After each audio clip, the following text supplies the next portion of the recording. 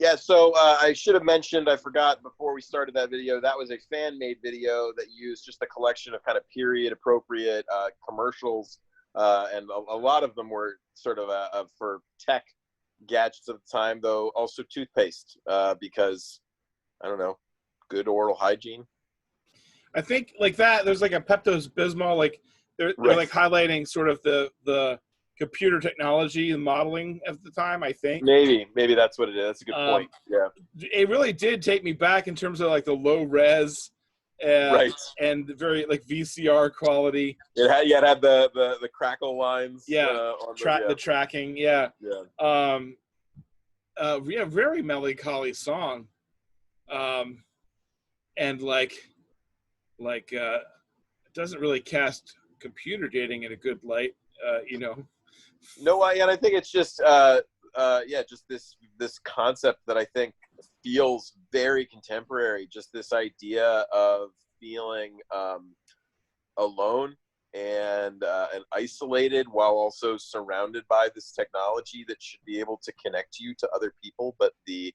And I think obviously to get contemporary on this, I think obviously this whole coronavirus time that we're living in really is a great example of that, where people are realizing just how important meet space relationships are,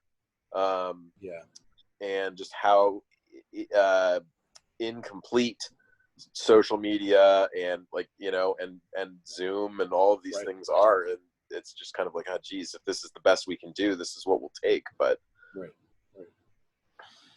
yeah, very successful, very blue, I think, again, musically interesting. Kind of amazing to think that was, I think it's like 40 years ago.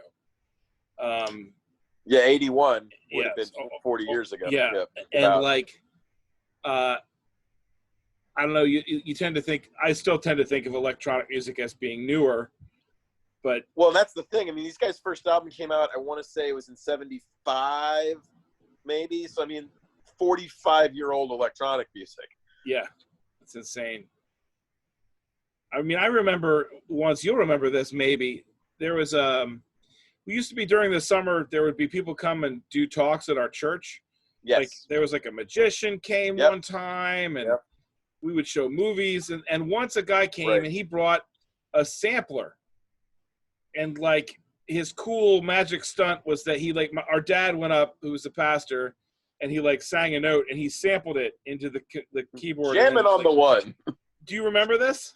I don't remember this, but I'm quoting from the Cosby Show, the jamming on the one with Stevie Wonder. Stevie Wonder is actually, there was an interview with Questlove from The Roots where he talked about how Stevie Wonder was one of the first, and that episode of the Cosby Show was for rappers, one of the first time they had seen samples used like that. It actually was inspirational to like a whole generation of rap artists. Yeah.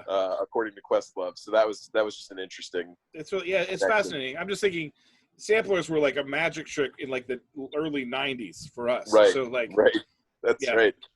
Well, I remember even seeing Phil Keaggy just record. I mean, it's a little bit different because he wasn't modulating the sound, but just recording loops of music and layering them on top of each other. And I'm just like, this is genius and magic. Yeah. Right. So last song, I have to ask you, have you seen Interstellar 5555? The what now? Okay, I'm going to take that as a no. So you know Daft Punk? Yes. So Daft Punk's second album, Discovery, was, I guess, when you include the video, it technically would be considered a concept album. The entire video, or the entire album, was done as a full-length anime movie, a 1 hour long anime movie called Interstellar 5555. And so I have to, because of the fact that the song we're going to listen to, which is Veritas Quo, is about 3/4 of the way through the album. It's also 3/4 of the way through the story. So I have to give some background really quick for the story. So here it is in a nutshell.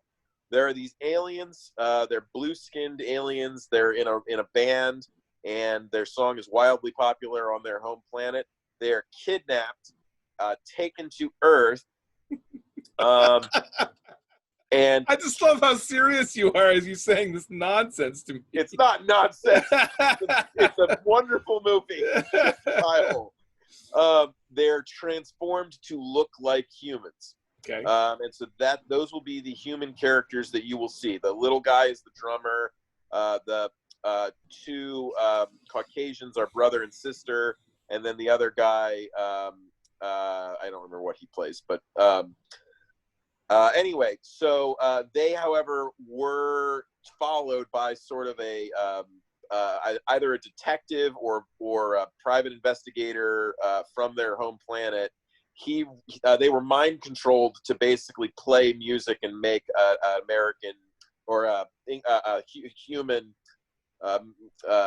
music media mogul, make him tons of money. So this guy ends up removing their brain control, but they still have the amnesia. They don't know who they are. But the woman who was the last one to get her brain control removed got invited to go to this this manor for a party, but then they spring her. But now, and he dies. The cop died. And okay, so this is just a dream you had. Now this is just like a fever dream. So they're upset. They've buried the cop. He also harbored a crush with the female lead singer. So now they have decided they're going to go confront this guy that kidnapped them, brainwashed them, stole their memories, and find out what the deal is. So that is what we're going to be seeing, is essentially the culmination of that whole thing. Enjoy. I am literally speechless. We will let the video speak for itself. Let the madness flow through you. Yes.